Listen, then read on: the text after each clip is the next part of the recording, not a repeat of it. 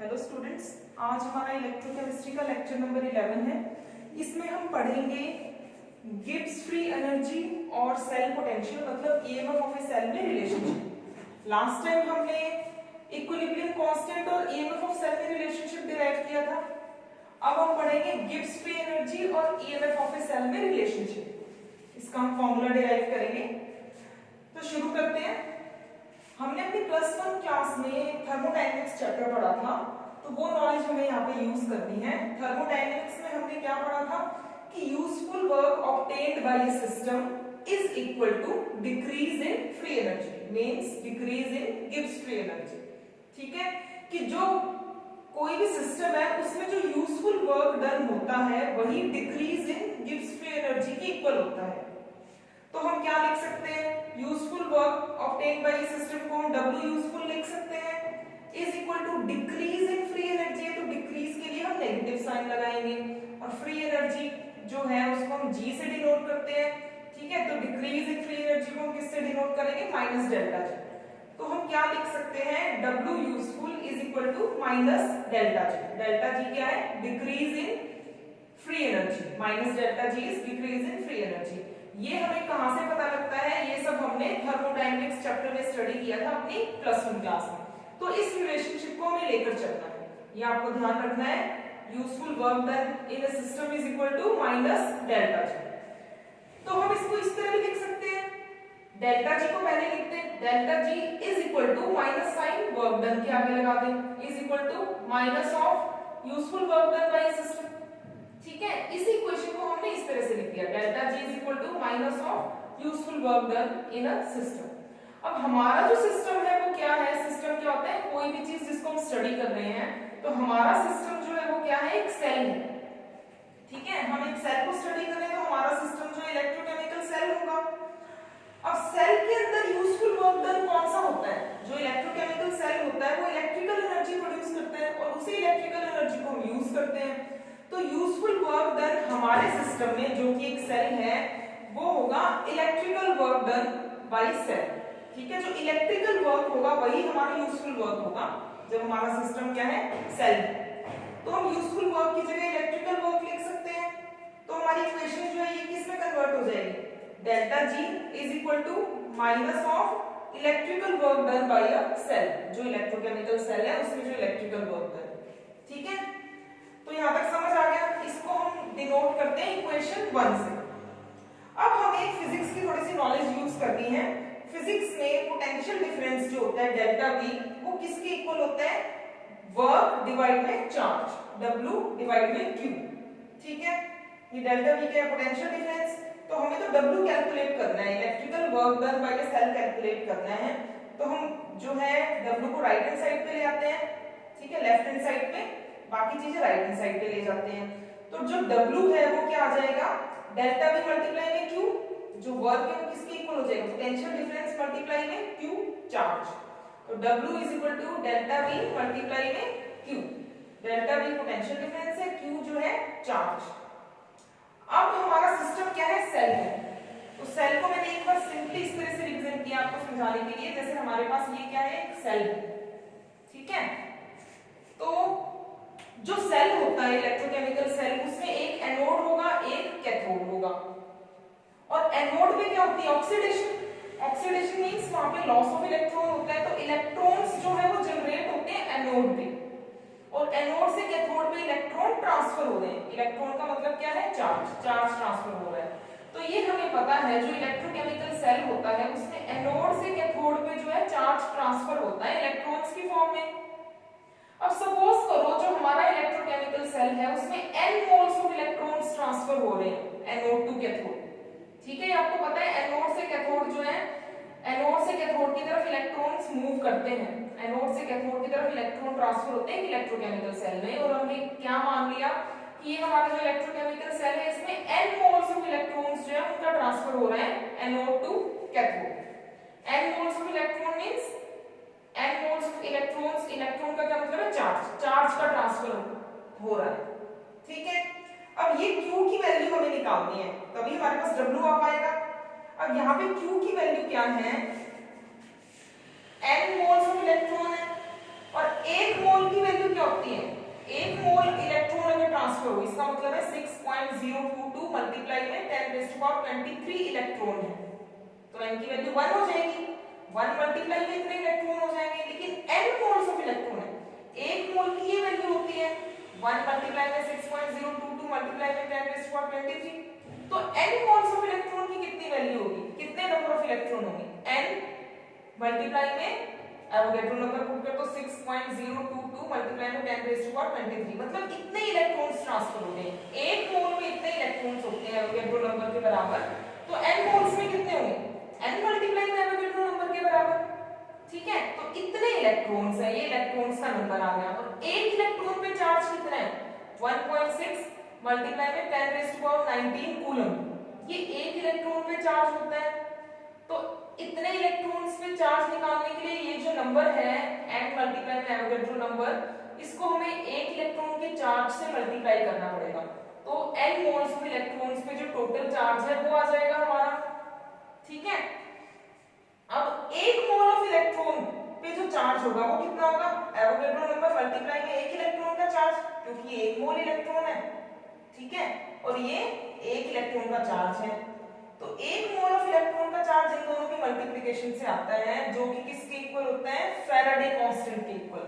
ये हमने पढ़ चुके हैं इलेक्ट्रोकेमिस्ट्री में, charge carried by 1 mole of electrons, ये 1 मोल ऑफ इलेक्ट्रॉन का चार्ज होगा अगर n को हम कैलकुलेट ना करें, इसमें इंक्लूड ना करें तो ये जो टर्म होगी इन दोनों का मल्टीप्लिकेशन, ये 6.022 मल्टीप्लाई में 10⁻23 और 1.6 मल्टीप्लाई में 10⁻−19, इन दोनों का जो मल्टीप्लिकेशन होता है वो कितना आता है, 96485, जिसको हम अप्रॉक्सीमेटली 96500 लिख लेते हैं, ठीक है। ये क्या होता है, फैराडे कांस्टेंट मल्टीप्लाई में n, तो ये q आ जाएगा, n मल्टीप्लाई में फैराडे कांस्टेंट, फैराडे कांस्टेंट को हम f लिख देंगे, तो q की वैल्यू क्या आ जाएगी, nf के इक्वल, तो ये क्या q की वैल्यू आ गई कि कितना चार्ज जो है ट्रांसफर हो रहा है NO2 के थ्रू, ठीक है, q n, इसको हमने इक्वेशन 3 मान लिया। इक्वेशन 2 हमारे पास क्या थी कि w जो है डेल्टा v मल्टीप्लाई में q है, यहां से जो q की वैल्यू आई इक्वेशन 3 से, उस q की वैल्यू को हम इक्वेशन 2 में पुट कर दें, putting value of q in equation 2, तो क्या होगा, ये जो इक्वेशन है w वो किसके इक्वल हो जाएगा, w is equal to delta v multiply में q की जगह q की वैल्यू रख दी nf, तो w आ गया डेल्टा v मल्टीप्लाई में nf, और हमारा जो सेल है इलेक्ट्रोकेमिकल सेल, उसमें जो पोटेंशियल डिफरेंस होता है डेल्टा v, उसको हम E सेल लिख सकते हैं, EMF ऑफ सेल, ठीक है। तो डेल्टा v को EMF ऑफ सेल लिख दिया, E सेल लिख दिया हमने, बाकी एज इट इज है NF, तो बस डेल्टा v की जगह E सेल लिख दिया, तो W क्या हो गया, W is equal to E cell multiply में NF, ये हमारे पास W की वैल्यू आ गई, ठीक है। अब दोबारा से अपनी इक्वेशन 1 को देखो, इक्वेशन 1 क्या थी, delta G is equal to minus of electrical work done by a cell, और इलेक्ट्रिकल वर्क डन हमने कैलकुलेट कर लिया, इलेक्ट्रिकल वर्क डन क्या है, E सेल मल्टीप्लाई में NF, तो इस W की जगह वर्क की वैल्यू रख दें, क्योंकि हमने यहाँ पर W कैलकुलेट कर लिया, तो इक्वेशन 1 जो है इसके अंदर हम W की वैल्यू पुट कर दें, तो क्या आ जाएगा, delta G is equal to W की जगह हम क्या रख देंगे, NF E सेल, माइनस का साइन ऐसे कैसे हमें लगाना पड़ेगा, W की वैल्यू रखनी है, तो delta G is equal to minus W की जगह क्या रख देंगे, NF E सेल, तो हमारे पास क्या इक्वेशन आ गई, इक्वेशन 1 में हमने W की वैल्यू पुट कर दी, तो डेल्टा G हमारे पास आ जाएगा, delta G is equal to minus NF E cell, ठीक है। तो यही रिलेशनशिप हम डिराइव कर रहे थे, गिब्स फ्री एनर्जी और EMF ऑफ सेल, ये हमारा रिलेशनशिप आ गया, इंपॉर्टेंट रिलेशनशिप है, इसको याद रखना है। गिब्स फ्री एनर्जी और EMF ऑफ सेल में क्या रिलेशनशिप है, डेल्टा G एक इलेक्ट्रोकेमिकल सेल की जो गिब्स फ्री एनर्जी होती है that is equal to minus of NF E cell, E cell क्या है, EMF ऑफ सेल, F है फैराडे कांस्टेंट जिसकी वैल्यू होती है 96500, और n है हमारे पास जितने मोल्स ऑफ इलेक्ट्रॉन्स जो है ट्रांसफर हो रहे हैं उस इलेक्ट्रोकेमिकल सेल के अंदर, ठीक है, number of moles of electrons, ठीक है, 1 2 3 4 कितने मोल्स ऑफ इलेक्ट्रॉन्स जो है ट्रांसफर हो रहे हैं। इसी को हम स्टैंडर्ड कंडीशन में सेम इसी इक्वेशन को is equal to minus NF E naught cell. ये कब है? स्टैंडर्ड कंडीशन से, जब हम इलेक्ट्रोलाइट की कंसेंट्रेशन 1 मोलर है और टेम्परेचर 298 केल्विन। ठीक है, अब हम एक और रिलेशनशिप भी इससे डिराइव कर सकते हैं। इसको हमने जो प्रीवियस टॉपिक में जो रिलेशनशिप पढ़ा था उससे डिराइव करना है। प्रीवियस टॉपिक में हमने क्या पढ़ा था? EMF ऑफ सेल और इक्विलिब्रियम कांस्टेंट में क्या रिलेशनशिप है। तो EMF ऑफ सेल जो था E naught cell is equal to 2.303 RT/NF log Kc, log of equilibrium constant. ये हमने प्रीवियस लेक्चर में ही पढ़ा था, तो इसको हम डायरेक्टली लिख सकते हैं E naught cell is equal to 2.303 RT/NF log Kc। ठीक है, R की वैल्यू आपको पता है 8.314 जो होती है वो क्या है? गैस कांस्टेंट है, T टेम्परेचर है, जनरली हम 298 केल्विन लेते हैं, स्टैंडर्ड कंडीशन में 298 केल्विन लेंगे। N number of moles of electrons जो है ट्रांसफर हो रहे हैं, F फैराडे कांस्टेंट और K इक्विलिब्रियम कांस्टेंट। ठीक है, अब यहाँ पे जो E नॉट सेल है, E नॉट सेल की वैल्यू इसके इक्वल है 2.303 RT/NF log Kc। इसी E नॉट सेल की वैल्यू यहाँ पे पुट कर दें इस इक्वेशन में। ये वाली जो हमारी इक्वेशन है delta G naught is equal to minus NF E naught cell की जगह ये रख दें 2.303 RT/NF log Kc। तो ये इक्वेशन को हम रीराइट करेंगे तो क्या बन जाएगी? Delta G naught is equal to NF E naught cell की जगह ये रख दिया 2.303 RT/NF log Kc। NF से NF कैंसिल हो जाएगा, तो हमारे पास क्या रिलेशनशिप आ जाएगा? Delta G naught is equal to minus 2.303 RT log Kc। ठीक है, तो अब ये क्या रिलेशनशिप आ गया? इक्विलिब्रियम कांस्टेंट और गिब्स फ्री एनर्जी।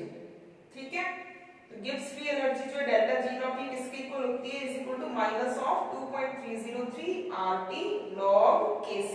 Kc है इक्विलिब्रियम कांस्टेंट।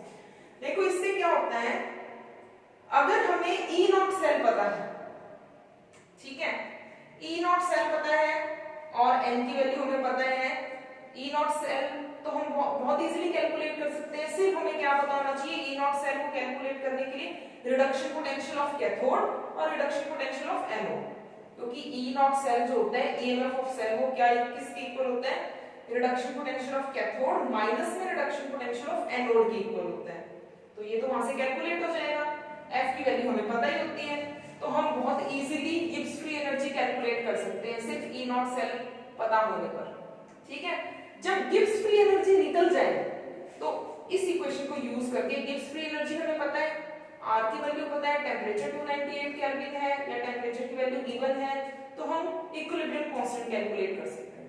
ठीक है, मतलब E नॉट सेल पता हो हमें तो गिब्स फ्री एनर्जी निकल जाएगी, और गिब्स फ्री एनर्जी अगर निकल जाए तो हमारे पास इक्विलिब्रियम कांस्टेंट की वैल्यू आ जाएगी किसी भी इक्वेशन के लिए, सेल रिएक्शन के लिए।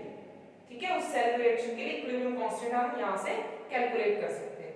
तो आज हमें दो रिलेशनशिप पता लगे, एक गिब्स फ्री एनर्जी और EMF ऑफ सेल के बीच में, एक गिब्स फ्री एनर्जी और इक्विलिब्रियम कांस्टेंट के